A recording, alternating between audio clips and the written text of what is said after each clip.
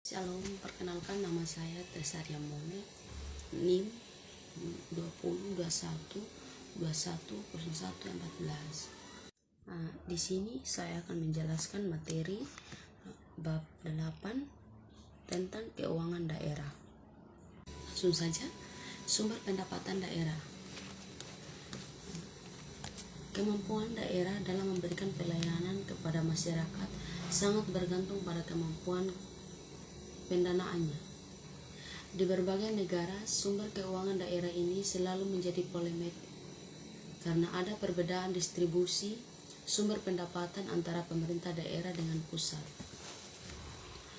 Daerah selalu merasa bahwa sumber daya pemiliknya kurang memadai dan pemerintah pusat dituju enggan berbagai pendapatan dengan daerah. Jika hal ini terjadi, maka ada kondisi yang tidak kondusif bagi revitalisasi pemerintah daerah. Untuk itu, perlu dipahami terlebih dahulu berbagai jenis sumber pendapatan daerah. Pendapatan asli daerah. Menurut Locali Raiset, merupakan pendapatan yang ditentukan dan dikumpulkan secara lokal. Jenis pendapatan ini seharusnya merupakan sumber penghasilan utama bagi daerah. Terdapat 3 kategori yang masuk dalam jenis pendapatan ini, yang meliputi pajak daerah, denda dan pungutan, serta penghasilan perusahaan daerah. Pajak daerah oleh banyak pihak dipandang sebagai jenis penghasilan utama yang diperoleh pajak mana yang dapat dipungut oleh daerah. Di banyak negara, legislasi juga menentukan batasan bagi pungutan tersebut serta memberikan kekuasaan kepada pemerintah pusat untuk memeriksa dan mengesahkannya. Cara pungutan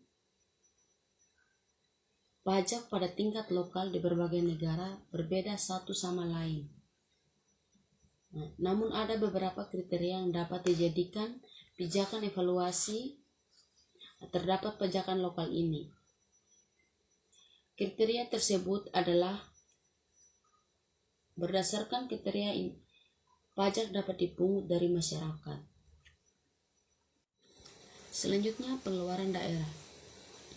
Desentralisasi fiskal juga menyangkut desentralisasi otoritas pengambilan keputusan mengenai pengeluaran dalam rangka pelayanan pemerintah untuk memenuhi kebutuhan masyarakat.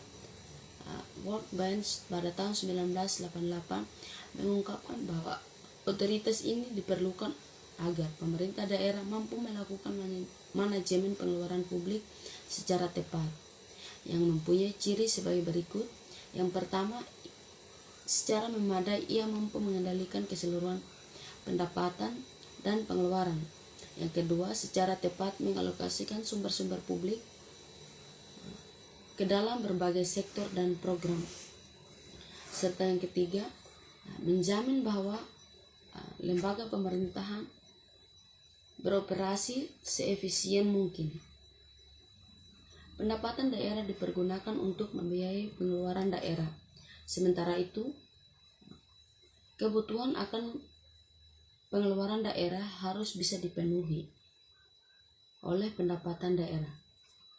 Melihat hubungan timbal balik antara kedua aspek tersebut, maka desentralisasi fiskal tidak dapat menekankan atau mengabaikan salah satu aspek saja. Aspek yang sama pentingnya dengan mendapatkan alasan pengeluaran daerah.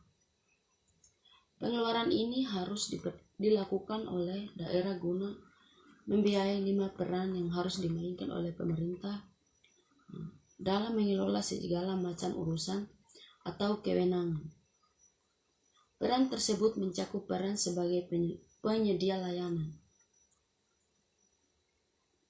sebagai pembeli layanan, sebagai badan penyandang dana, sebagai koordinator penyediaan layanan publik, dan sebagai regulator.